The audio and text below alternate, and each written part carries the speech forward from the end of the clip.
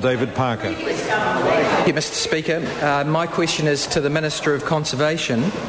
Does she support the Department of Conservation's first stated strategic approach to promote the benefits and value of conservation in New Zealand? The Honourable Kate Wilkinson.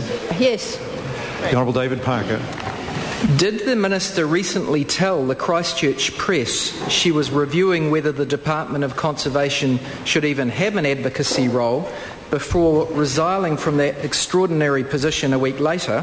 And doesn't her first statement to the Christchurch Press indicate her government's true intention? The Honourable Kate Wilkinson. Mr. Speaker, the member is making mischief about the advocacy role. There is no suggestion at all that the Department's advocacy role will be eliminated.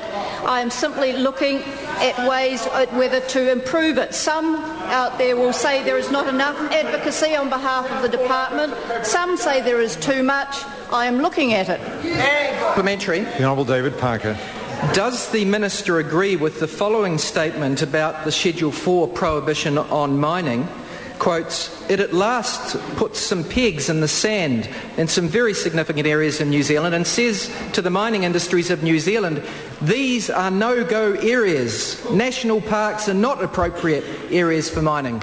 Her colleague and current Minister for the Environment, Nick Smith, proclamation to this very House. The Honourable Kate Wilkinson. Mr. Speaker, can I say to that member again, this is a mischievous attempt, but, and I'll quote from our Prime Minister, we do need to balance economic benefits we stand to gain from some increased mining activity and the obvious environmental responsibilities that we have. Chris Ockenvoll. Thank you, Mr. Speaker. Supplementary to the Minister. What recent examples are there of mining companies making a positive contribution to conservation? Honourable Kate Wilkinson. Mr. Speaker, just last week I accepted a gift on behalf of the people of New Zealand of 80 hectares of land on the west coast from Rio Tinto.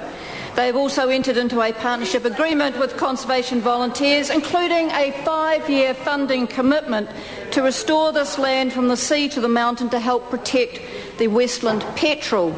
As another example, Mr. Speaker, Pike River Coal, mining in or under the Paparoa National Park, have sponsored a program to support the recovery of the blue duck, in addition to paying for a full-time Department of Conservation liaison officer. They also pay for a couple to map the Kiwi population, and they also have a comprehensive pest and predator program. The Honourable David Parker.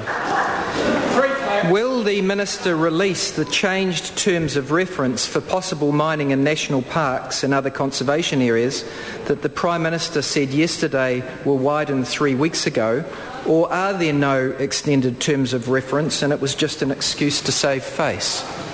The Honourable Kate Wilkinson. Mr. Speaker, as the member is well aware, there is a discussion document pending. When that discussion document is finalised, it will be available for the member to read. Question number 11, Colin King. Thank you, Mr. Speaker. My question is to the Minister of Agriculture and asks, what steps has the government recently made to progress domestic agricultural greenhouse gas research? Mr. Speaker.